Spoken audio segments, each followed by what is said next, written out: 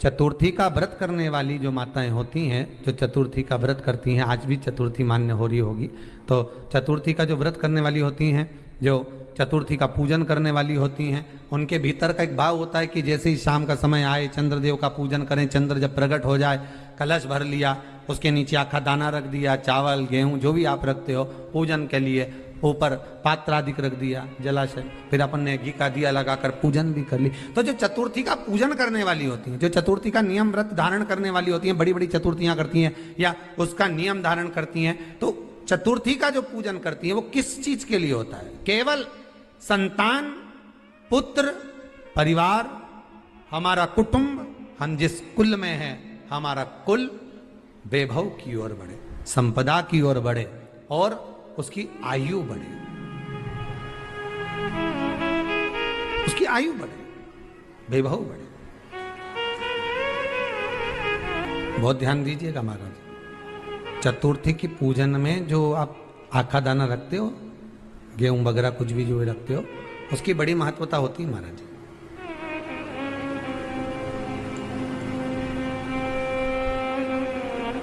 यहां तक कहा गया है, चतुर्थी की कथा तो आप लोग पढ़ते होंगे, जो लोग पढ़ते हैं उनको मालूम होगा, चतुर्थी की कथा में लिखा है, चौथ माता के व्रत में वर्णन किया गया है कि वो आखा दाना जो रखा जाता है, मान लो कोई जरूरी काम होता है तभी आखा दाना को रखा जाता है, संभाल के रखते हैं कि हम इस काम के लिए जा रहे हैं और हमारा ये कार्य सफल होना चाहिए। तो जिसने चतुर्थी का व्रत करा है, जिसने चंद्रदेव का पूजन करा, चतुर्थी का व्रत करा, वो गणेश जी से विनती करके वहां से 2-4 आखा दाना उठा ले, और जो व्यक्ति का काम अटक रहा है अपने ही घर का, पर दूसरे कुल को नहीं देना, अपने ही कुल के अंतर्गत जो काम अटक रहा है उसकी जेब में, उसके पल्लू में उस चीज को रख दिया जाए। तो चतुर्थी जो अगली आती है, जैसे आप महीने की करते हो तो महीने की, और आप जैसे करते हो कि 4 अलग बड़ी बड़ी चतुर्थी करते हो, तो उसके अनुसार आपका कार्य सिद्ध होता ही है। उस आखे दाने का इतना महत्व होता है क्योंकि चतुर्थी का व्रत करने वाली माता जब व्रत करती है तो स्वयं चतुर्थी की कथा में लिखा हुआ है कि पार्वती जी गणेश जी से चतुर्थी की कथा बचवाती। चतुर्थी की कथा बाची किसने थी? स्वयं गणेश जी महाराज ने। और सुनी किसने थी? माता पार्वती। बाचने वाले गणेश जी थे, सुनने वाली माता पार्वती थी। तो चतुर्थी की कथा जब होती है तो उसको स्वयं गणेश जी बाच रहे हैं, तो व्रत कौन सुन रही है? माता पार्वती। और आपने जो आखा दाना लिया वो गणेश जी के भाव से लिया, गणेश जी से निवेदन करके, विनय करके, प्रार्थना कर कर उसको प्राप्त किया, आपने उसको लिया।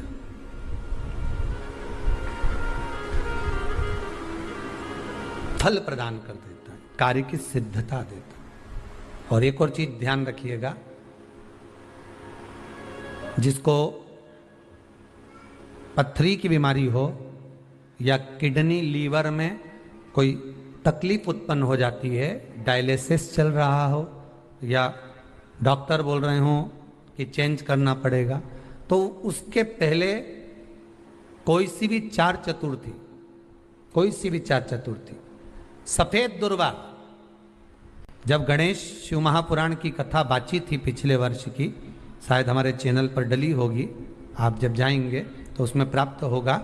तो सफेद दुर्वा, और दुर्वा का भी वर्णन करा था कि दुर्वा कहाँ से उत्पन्न हुई थी, दुबा का भी व्याख्यान वर्णन करा था कि दुबा का महत्व क्या है, इसको अमृत क्यों कहते हैं, उसका भी वर्णन करा गया था कि सारे पेड़ पौधों को काट कर पटक दो वो सूख जाते हैं, पर दुर्वा को भले काट लिया, 1 साल बाद वापिस ले जाकर डाल दो और पानी के अंदर दुर्वा हरी हो जाती है, अमृत कहते हैं उसको। तो उसमें सफेद दुर्वा, जिसका किडनी लीवर का प्रॉब्लम होता हो, उसको सफेद दुर्वा बालचंद्र का स्मरण कर कर 7 बार घुमाकर वो सफेद दुर्वा सुबह के समय खाली पेट थोड़ी सी दुर्वा का भाग दांतों से चबा चबा कर उसको निगल लेना चाहिए। पथरी होती है तो 15 से 20 दिन में वो बाहर निकल जाती है, किस मार्ग से निकले, यूरिन आदि के माध्यम से वो बाहर हो जाता है। और अगर किडनी लीवर की प्रॉब्लम होती है, डायलिसिस चल रहा होता है, तो उसमें भी आपको सुख की प्राप्ति होती है। हफ्ते में अगर 2 डायलिसिस हो रहे हैं तो हो सकता है बाबा चाहेगा विश्वनाथ तो 1 कर देगा, धीरे धीरे उसको फिर 4 चतुर्थी कर लीजिए। सफेद दुर्वा का स्मरण। सफेद दुर्वा कहाँ मिलती है? तो कहा जहां जलाशय होता है, जहां कुआं हो, बावड़ी हो, तालाब हो, पानी जहां भरा रहता है, उसके नजदीक में सफेद दुर्वा उत्पन्न होती। सफेद दुर्वा मार देती। सफेद दुर्वा का स्मरण शिव कथा कह रही है। अगला वर्णन किया है भगवान। तो बालचंद्र चतुर्थी का स्मरण करते हुए कहा कि आप जो व्रत कर रहे हो उस व्रत की पूर्णता में जिस भगवान का भजन कर रहे हो उस भगवान से पूर्ण फल की कामना हो आपकी। एक स्त्री,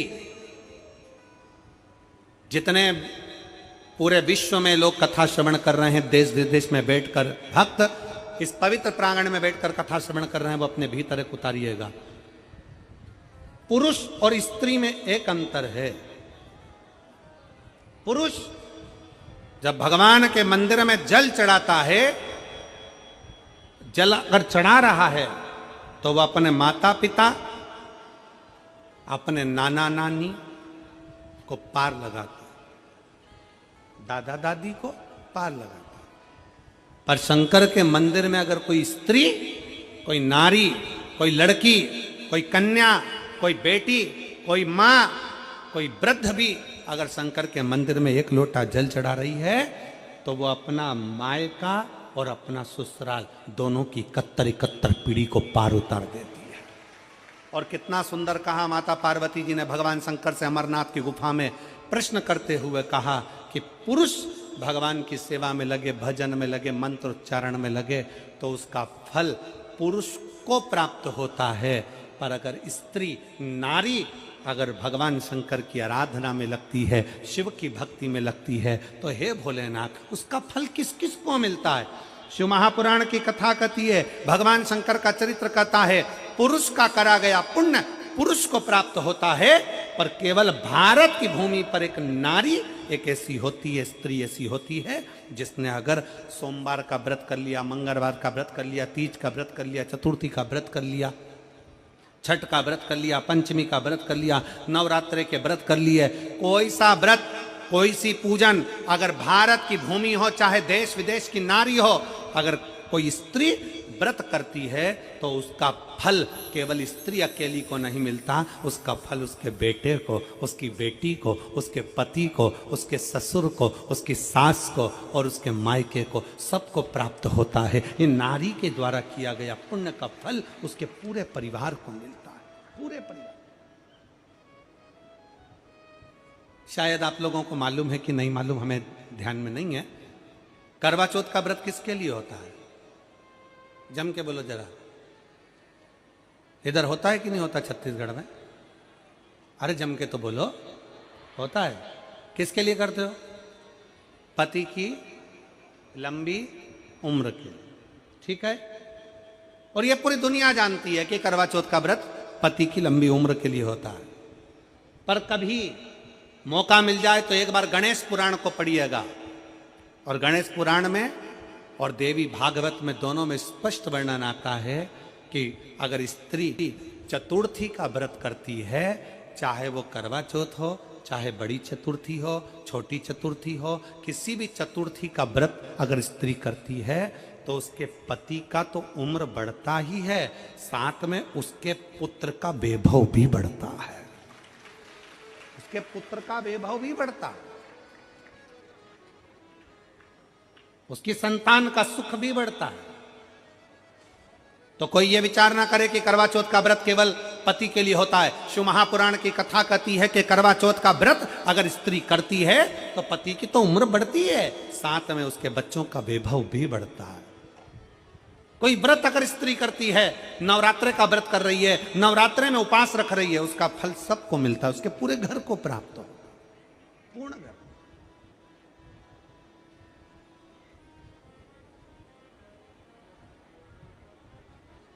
शिव तत्व,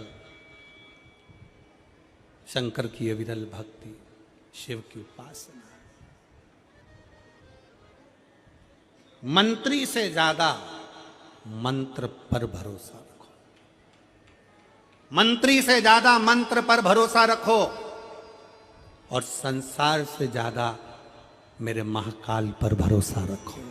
तो नहीं मालूम कि गणेश जी कब फ्री रहते हैं? हमने कहा गणेश जी फ्री रहने का केवल एक समय होता है, एक टाइम होता है, एक पल होता है, एक घड़ी होती है। गणेश जी की सबसे पहली जो आरती हो, उस आरती के समय पर अगर धूप बत्ती जलाई जाए या गोबरी को जलाकर उसमें गूगल छोड़ी जाए और गूगल छोड़ने के बाद गणेश जी का नाम ध्रुम वर्ण कह दिया जाए, तो गणेश जी को तुम्हारे घर की पूजा स्वीकार करना पड़ती है। बस वो समय हम जानते,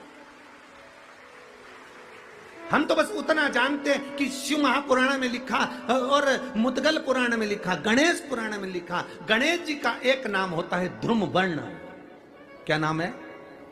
ध्रुम वर्ण गणेश जी का एक नाम होता है। जब हम धूप जलाकर और धूप लगाने के बाद में गणेश जी की सबसे पहली आरती करने के पहले अगर हम सबसे पहली आरती गणेश जी की कर रहे हो, अपने घर में स्थापना कर रहे हो, बिठा रहे हो, और तुम चाहते हो कि गणेश जी मेरे घर में आके मेरी पूजा को स्वीकार करें और जो मांगू मेरा गणेश मुझे दे 10 दिन के अंदर, तो पहला नाम लेकर पुकार लेना ध्रुम वर्ण विनायक, बैठो, बस काम हो गया। वो फिर ही होकर आता, वो बैठता अलमस्तता में बैठता।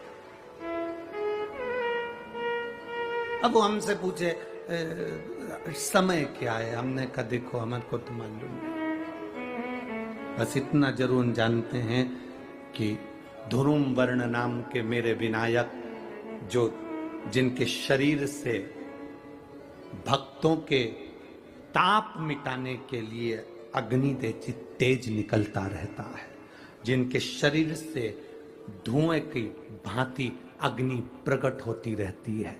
अग्नि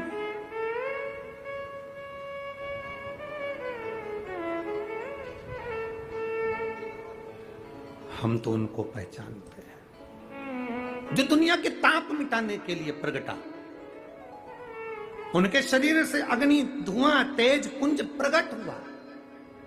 वो ध्रुम वर्ण विनायक साधारण, उसका केवल नाम उच्चारण कर कर भी अगर विराजित किया जाए, वो आया स्वीकार करेगा। 10 आप अभी तक बिठा लेते थे सिद्धि विनायक आओ, मयूरेश्वर आओ, भगवान को बल्लेश्वर पधारो, आपने बुलाया, आया, वो बैठा, वो ऐसा नहीं कि नहीं बैठा, पर हमें समय का भान नहीं हो पाया। हम किस समय पर भगवान को रिझाएं? परमात्मा को रिझाने का कोई समय होता है? भगवान को तो जब तुम्हारी मर्जी पड़ जाए, जब तुम्हारा दिल कर जाए, तब मेरे भगवान को रिझाने का प्रयास करो, वो तुम्हारे करीब में आकर बैठ जाएगा। जब तुम्हारा मन पड़े, जब तुम्हारी मर्जी पड़े।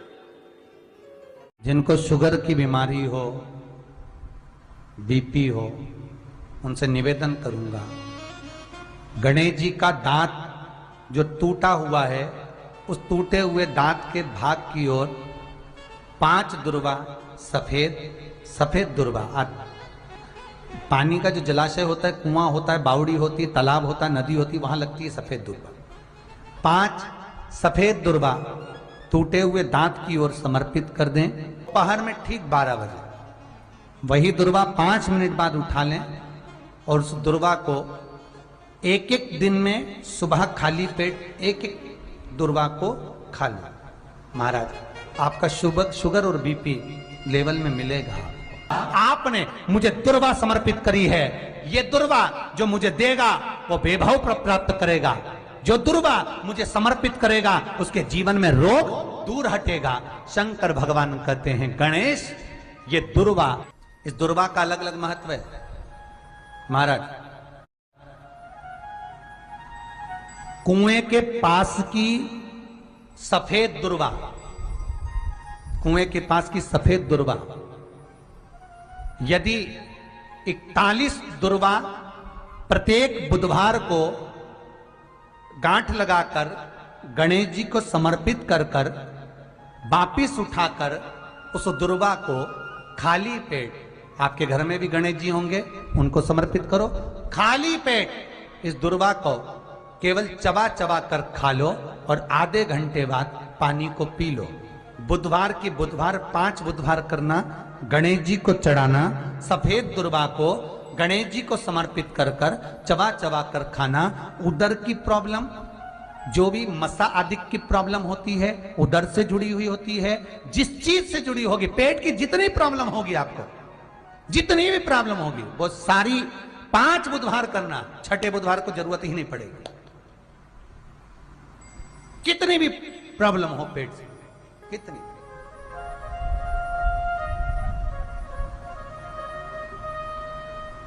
पेट से जुड़ी हुई प्रॉब्लम जितनी भी होगी समाप्त। यही दुर्वा, पेट की तकलीफ रहती है, श्वास की तकलीफ रहती है, उसके लिए दुर्वा का भी व्याख्यान इसमें किया गया। यदि चतुर्थी के दिन सात गांठ वाली दुर्वा 21 ले लो और चतुर्थी के दिन गणेश जी को समर्पित कर दो। पंचमी तिथि को उस दुर्वा को उठाकर दूध में डाल दो और उस दुर्वा को दूध में डालकर उस दूध में उस दुर्वा को मल लो, और जिसके सफेद चमड़ी पड़ गई हो, चर्म रोग हो गया हो, उस दूध को उस दुर्वा के साथ, दूध नहीं भी हो तो पंचमी के दिन दुर्वा का लेपन शरीर पर कर लें। आधे घंटे तक करने पर पंचमी को प्रदोष काल में स्नान कर लें। महाराज, आपको चर्म रोग में आराम लग जाएगा, सफेद चमड़ी अपने असली रंग में आना प्रारंभ हो जाएगी। गणेश पुराण दुर्वा का मूल बता। महाराज 21 दुर्वा के 108 बंडल बना लो। अगर एग्जाम में बैठ रहे हो, सरकारी परीक्षा में बैठ रहे हो, पास नहीं हो रहे, नौकरी नहीं लग रही, बहुत जगह इंटरव्यू दे दिया, 21 दुर्वा के 108 बंडल बनाओ, उसकी माला बनाओ और देवी के मंदिर में, माता जगदम्बा के मंदिर में, अर्थात जहां शंकर पार्वती पूर्ण परिवार विराजमान हो, ऐसे देवी के मंदिर में गणेश जी के गले में वो माला अर्पण करिया है, अपना नाम बोलकर और जिस एग्जाम में बैठ रहे हैं उसका भाव वर्णन कर महाराज, और वहीं से एक पुष्प लेकर अपने कमरे में जहां पढ़ते हो कांच की प्लेट में उस फूल को रख दीजिए और दूसरे दिन एग्जाम के लिए चले जाइए। आपको उसका फल अवश्य मिलेगा, अवश्य मिलेगा, आप उसमें उत्तीर्ण होंगे, फल प्राप्त होगा। दुर्वा सुख का अनुभव करा देता, आनंद का अनुभव। घर में शांति ही ना रहती हो, सुख ही नहीं है, क्लेश 24 घंटे बना हुआ है घर में, ना कोई बात ना कोई प्रसंग, उसके बाद भी सबका मुंह फूला हुआ है, उसके बाद भी सबका चेहरा उतरा हुआ है।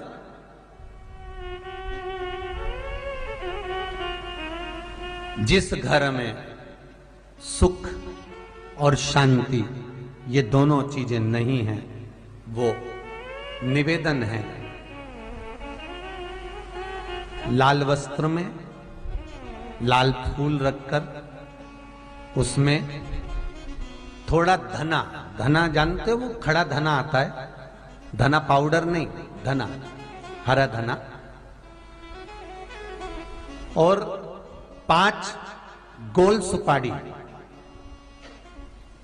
जो गोल सुपारी होती है पूजन वाली सुपारी, 5 पूजन वाली सुपारी, 5 बेलपत्र इस लाल वस्त्र में रखकर घर के मध्य भाग में पूरे घर का केंद्र बिंदु मिला लो, पूरे घर का नाभि कोण मिला लो, पूरे घर का नाभि स्थल, मध्य स्थल मिलाकर वहां पटे पर रखकर कुंकू चावल से पूजन कर उस पर 3 बार पानी को फेर कर भगवान श्री गणेश जी महाराज के मंदिर में बिना बोले जो रखकर आ जाता है, उसके घर में कभी क्लेश नहीं होता, सुख और शांति ये दोनों प्रवेश कर जाती है। भगवान शंकर का शिवलिंग बेलपत्री के पेड़ के नीचे बनाना, साथ में गोबर के विनायक बनाना, गोबर का गणेश, और गोबर का गणेश बनाकर एक छोटी सी पिंडी जैसी माता जगदम्बा के लिए एक ढेली रख देना, गोबर की, महाराज मिट्टी या गोबर की। इन तीनों स्वरूप का पूजन आप करना बड़े प्रेम से, चंदन चंदन आदि अक्षत पुष्प समर्पित कर कच्चा दूध तीनों पर चढ़ाना, दही तीनों पर चढ़ाना, शहद तीनों पर चढ़ाना, घी तीनों पर चढ़ाना, शक्कर तीनों पर चढ़ाना। पूजन कर कर एक इतना बड़ा लाल वस्त्र उस लाल वस्त्र पर अपने हाथ के छापे बनाकर, कामना कर कर कि हम पति पत्नी में कभी झगड़ा ना हो, प्रेम बढ़े, क्लेश ना हो, आनंद बढ़े, छापे लगाकर उस वस्त्र से उन मूर्तियों को ढाक देना। पूजन कर कर घी का दिया लगाकर ढाक दीजिए। 108 चावल के दाने लेकर एक एक चावल का दाना अपनी कामना कर कर उस वस्त्र पर डाल दीजिए। वस्त्र का चावल अपने ऊपर बाद में छिड़क लीजिए। मूर्तियों का पूजन कर फिर वापस पूजन कर कर विसर्जन कर दीजिए। अगर अदालत में केस भी चल रहा होगा तलाक तक का, तो भी प्रेम बढ़ सकता है और आपका जीवन सुखमय हो सकता है, आनंदित हो सकता है। कोई पैसे नहीं दे रहा, अवश्य करें। कोई धन नहीं लौटा रहा, अवश्य करें। कहीं किसी कंपनी में आपका पैसा उलझ गया है, नहीं मिल रहा है, अवश्य करें, मिलेगा फल।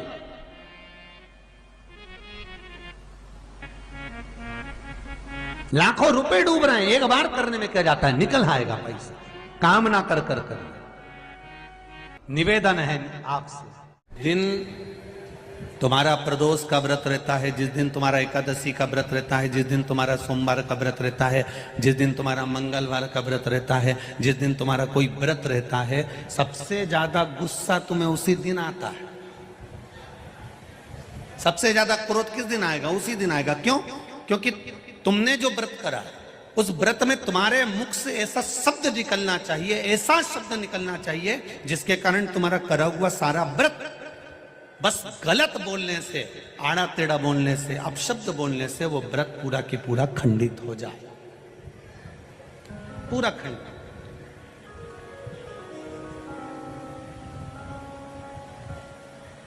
ये पूरी दुनिया की पहली कथा है जिसमें 48 घंटे पहले पूरे पंडाल भर चुके थे।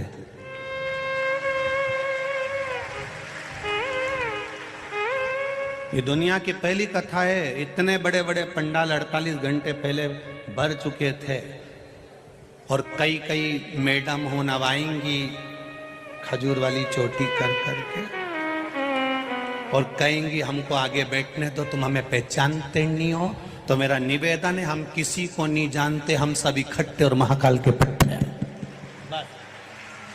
बहुत सारे आएंगे, आग दिखाएंगे, तुमसे कहेंगे तुम बाद में मिल लेना, तो कह देना जिसने कहा बाद में मिल लेंगे, हम उनसे बाद में, हम क्या मिलेंगे, महाकाल राजा मिलेगा। आपसे निवेदन है, विचार करना। ये 48 घंटे से बैठे हैं। कितने घंटे से? 48 घंटे से आस लगा के बैठे हैं। 2 दिन हो गए इनको ऐसा कैसा डेरा जमाए हुए, ऐसी कैसे बैठे हुए, बस एक आस लेके बैठे हैं। 1 बजेगी, 4 बजे तक कथा मिलेगी, वहीं खा रहे, वहीं रह रहे। भक्त लोग सेवा में लगे, कोई केला बांट रहा, कोई बॉटल बांट रहा, पानी दे रहा, कोई कुछ ले कर दे रहा, कोई बिस्कुट दे रहा, अपनी जगह पर 48 घंटे से बैठकर कथा का इंतजार कर रहे हैं। और तुम 2 मिनट में न लाइन खींच के, न डब्बा भर के, न धागा से नोच भाई के, तुरंत जाके बैठ जाओ। नहीं, कथा में हम आगे बैठे तो फिर तुम सोचो कि महाकाल राजा है, वो साधारण नहीं, न्याय बहुत प्रबल करता है, उसको तुमने अभी जाना नहीं है। बहुत करो भजन, स्मरण करिए, भक्ति करिए, नाम जाप करिए, नाम कीर्तन करिए, मंत्र जाप करिए, भगवान की भजन करिए। अवंतिका नगरी में जितने दिन रहो, उज्जैन की नगरी में जितने दिन रहो, जितने दिन महादेव की पावन धरा पर, कंकर शंकर की भूमि पर रहो, 84 महादेव की धरा पर रहो, अवंतिकापुरी में जितने दिन रहो, काल भैरव की धरा पर, मां हरसिद्धि की धरा पर, चिंतामन गणेश की धरा पर जितने दिन निवास करो, उतने दिन तुम्हारे मुख से श्री शिवाय नमस्तुभ्यम निकलना चाहिए। पल पल में जपना, पल पल में भजन करना। वो राजा है, अपनी प्रजा से रोज मिलने जाता है। मेरा विश्वास करता है दुनिया में कहीं किसी राजा की सवारी नहीं निकलती, केवल उज्जैन में महाकाल राजा की सवारी निकलती है। प्रतिदिन हर सोमवार बड़े से बड़े फंक्शन में, सावन हो, भादो हो, कुंवार हो, कार्तिक हो, कोई भी अधिक मास हो, मेरे महाकाल बाबा अपनी प्रजा से मिलने के लिए साथ निकलते हैं केवल उस प्रजा का हाल जानने के लिए, तो मेरा विश्वास कहता है अभी भले महाकाल राजा की सवारी ना निकले, पर मेरा विश्वास कहता है वो ताले तोड़कर रोज 7 दिन तक तुमसे मिलने के लिए आएगा, प्रतिदिन आएगा।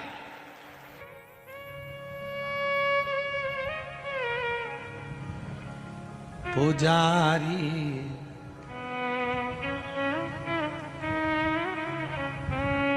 पुजारी खोल जरा पटरा,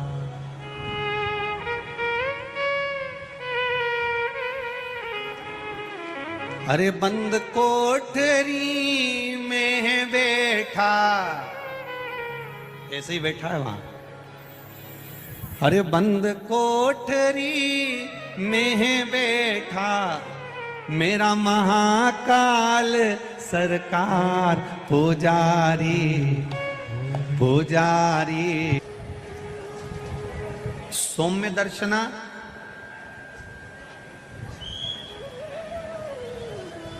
जो राजा भर्तरी राजा विक्रमादित्य की माता है, जो रोज प्रतिदिन भगवान शंकर के मंदिर जाना, शिव जी पर जल चढ़ाना, शंकर का गुणगान करना, शिव भक्ति को करना, शिव भजन को करना, शंकर भगवान के स्मरण में डूबी रहना, वो कोई साधारण नहीं है। कितना सुंदर राजा विक्रमादित्य की ये पावन धरा की कथा कर रही है। जो नारी, जो स्त्री शंकर भगवान का भजन करती है, शिव तत्व को जानती है, शंकर भगवान को एक लोटा जल चढ़ाती है, शिवलिंग के सुंदर पूजन को करती है, स्मरण करती है, भजन करती है, शंकर भगवान की अविरल भक्ति में डूबी रहती है, शंकर भगवान के अभिषेक में, पूजन में, अर्चना में, नाम जाप में डूबी रहती है, शिव महापुराण की कथा कहती है।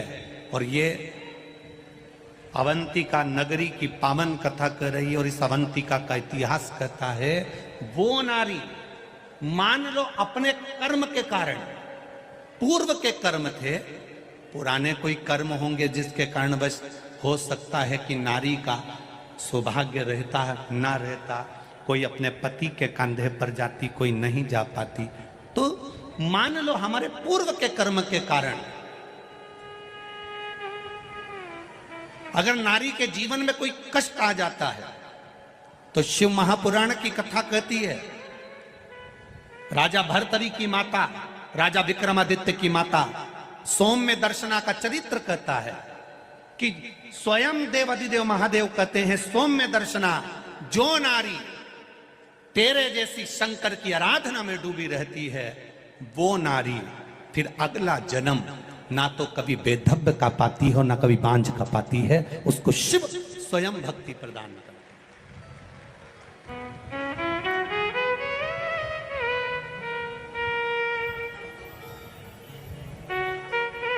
माता लक्ष्मी एक बार भगवान विष्णु से प्रश्न करी है कि ये सारा ठाट भगवान नारायण, आपको बैकुंठ का राज्य कैसे मिला, आप बैकुंठ के अधिपति कैसे बने, आपको ये बैकुंठ कैसे प्राप्त हुआ?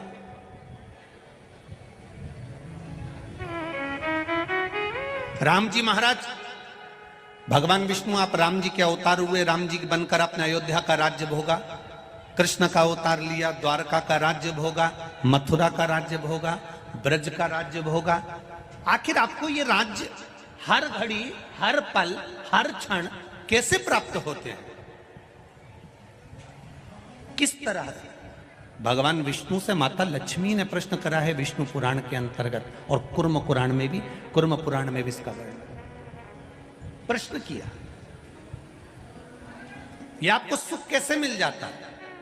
आपको बैकुंठ का राज्य मिल गया, आपको द्वारका का राज्य मिल गया, आपको अयोध्या का राज्य मिल गया, आपको रावण की लंका दूसरे की थी वो लंका का राज्य आपको प्राप्त हो गया, ये कैसे प्राप्त हो जाता है? भगवान विष्णु ने अपनी धर्म पत्नी माता लक्ष्मी से कहा, लक्ष्मी मैं प्रतिदिन शंकर के शिवलिंग की आराधना करता हूं। लक्ष्मी जी ने कहा, क्या नाथ मैं शिवलिंग की आराधना कर सकती हूं? क्या मैं शंकर के शिवलिंग का पूजन कर सकती हूं, उसकी आराधना कर सकती हूं? भगवान कहते हैं, भगवान विष्णु ने माता लक्ष्मी से कहा, लक्ष्मी, सारे देवी देवताओं ने अलग अलग शिवलिंग का निर्माण करा। किसी ने पारद का शिवलिंग बनाया, किसी ने मोती का शिवलिंग बनाया, किसी ने स्फटिक का शिवलिंग बनाया, किसी ने स्वर्ण का शिवलिंग बनाया, किसी ने हीरे का शिवलिंग बनाया, किसी ने पन्ना का शिवलिंग बनाया।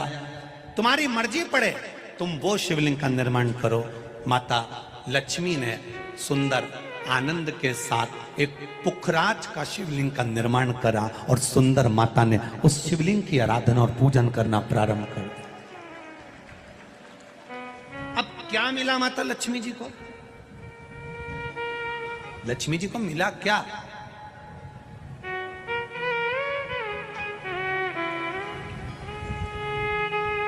क्या प्राप्त हुआ माता लक्ष्मी जी?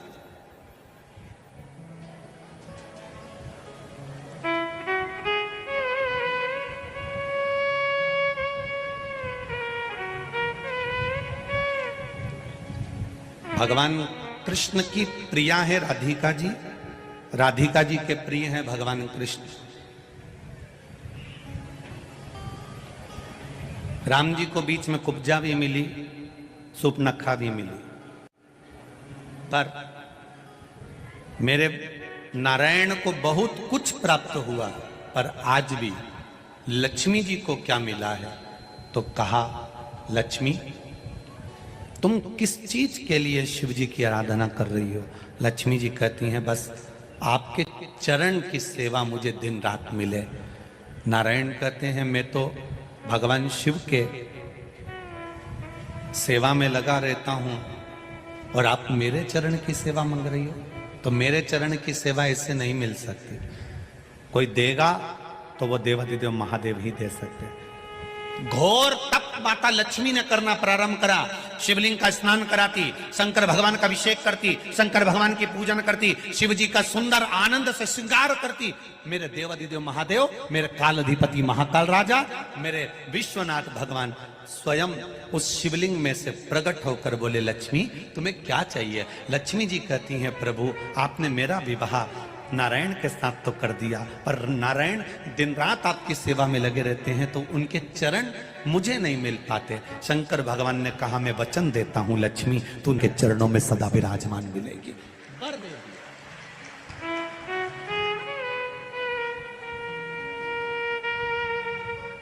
ब्राह्मण हो, क्षत्रिय हो, वैश्य हो, शूद्र हो, बच्चा हो, जवान हो, बूढ़ा हो, बेटी हो, बेटा हो, नारी हो, पुरुष हो, जो है अगर वो शिव की आराधना में लगा है, उसका मनवांछित फल की पूर्ति हुई है, प्राप्ति हुई है। और कोई तुमसे कहे कि स्त्री शंकर भगवान का आराधना कर सकती है, पूजन कर सकती है, तो दूर नहीं जाना। ये जो शिव पुराण है हमारे पास में, गीता प्रेस गोरखपुर की, उसका दर्शन मैं आपको करा देता हूँ। ये शिव पुराण गीता प्रेस गोरखपुर की है, तुम भी बाजार से लेकर आना। इसका 73 नंबर का पेज निकाल कर पढ़ना विद्येश्वर संहिता में से। उसमें लिखा हुआ है, जो नारी शंकर भगवान का स्नान कराती है, श्रृंगार करती है, पूजन करती है, वो संसार सागर से मुक्त होकर मां पार्वती की परम सखी बनकर विराजमान होती है। यह विद्येश्वर संहिता कह रहे।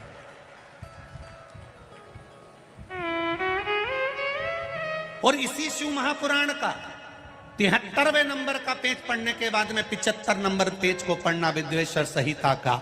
उसमें लिखा है, जो शंकर भगवान को जल चढ़ाकर उस जल का आचमन करता है, वो 3 ताप से दूर हो जाता है। ये मेरा निवेदन है आस्था चैनल वालों से।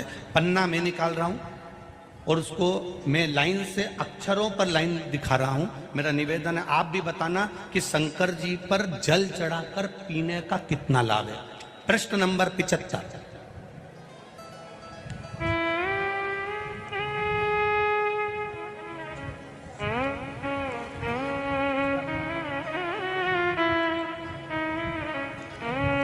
अब आस्था चैनल से निवेदन है, और आप सब भी एलसीडी पर ध्यान देंगे, और अपने अपने मोबाइल पर भी, जितने लोग टीवी पर कथा सुन रहे हैं वो, मोबाइल पर सुनने वाले वो, जो लोग कहते हैं शिव जी पर जल चढ़ा हुआ नहीं पीना चाहिए, उसके लिए मेरे वेद व्यास जी लिख रहे हैं, पेज नंबर 75, विद्येश्वर संहिता। ध्यान रखिएगा, जो मनुष्य, उंगली पर ध्यान देंगे जो टीवी पर चल रही है, जो मनुष्य शिवलिंग को विधि पूर्वक स्नान कराकर उस स्नान के जल का 3 बार आचमन करता है, उसके कायिक, वाचिक और मानसिक तीनों प्रकार के पाप शीघ्र नष्ट हो जाते हैं। ये शिव पुराण। अब शंकर भगवान के शिवलिंग पर चढ़ा हुआ नैवेद्य, शंकर भगवान के शिवलिंग पर चढ़ा हुआ प्रसाद खा सकते हैं कि नहीं खा सकते? कोई कहता है महाराज जी स्वान की योनि हो जाएगी, कुत्ता बन जाओगे, कोई कहेगा ये बन जाओगे, कोई कहेगा वो बन जाओगे। अब उसको पढ़िए, पेज नंबर 75, शिव महापुराण विद्येश्वर संहिता। मेरी उंगली चल रही, वहां पर ध्यान देना। भगवान शिव का नैवेद्य अग्रह है। इस भगवान भावना को मन से निकाल दें कि शिव जी का चढ़ा हुआ प्रसाद नहीं खाया जाता, ये भावना मन से निकालें। शिव के नैवेद्य को देख लेने मात्र से भी सारे पाप दूर हो जाते हैं, खाने की तो बात ही दूसरी है। अब क्या लिखा है अगली लाइन, उसको खा लेने पर तो करोड़ों पुण्य अपने भीतर आ जाते हैं। आए हुए शिव नैवेद्य को, जो शंकर का प्रसाद है, शिव जी पे चढ़ा हुआ नैवेद्य है, अगर वो आपके सामने आ जाए, उसको सिर झुकाकर प्रसन्नता पूर्वक खा लेना चाहिए। जो शंकर के चढ़े हुए नैवेद्य को ये कह देता है कि थोड़ी देर से खाऊंगा, वो पाप में लिप्त होता चले जाता है। यहां तक उसका वर्णन किया, वो मनुष्य पाप में बंध जाता है। इसलिए शंकर को चढ़ा हुआ नैवेद्य, भगवान का बस केवल नैवेद्य का दर्शन ही हो जाए तो जीव कोटि कोटि पुण्य प्राप्त कर लेता है। वो शिव तत्व है, ये शिव महापुराण है। अब आज के जमाने में नए नए पंथ बन गए, नए नए पंथ चल गए, तो उन्होंने अपने को उठाने के लिए शंकर जी की निंदा कर दी। शिव जी के मंदिर मत जाना, शंकर का प्रसाद मत लेना, शिव जी को देखना मत, शंकर के द्वार मत जाना। हम किसी पंथ की पुस्तक की बात नहीं करते, क्योंकि सबने अपने अपने पंथ बनाए, तो सबने अपने अपने भाव से लिखा। हम वेद व्यास जी ने जो विद्येश्वर संहिता में लिखा, उस शिव महापुराण का वर्णन करते हैं, जो आपने 75 नंबर पेज गीता प्रेस गोरखपुर की शिव महापुराण पुस्तक का आनंद करते हुए इस पुराण में पढ़ा, विद्येश्वर संहिता।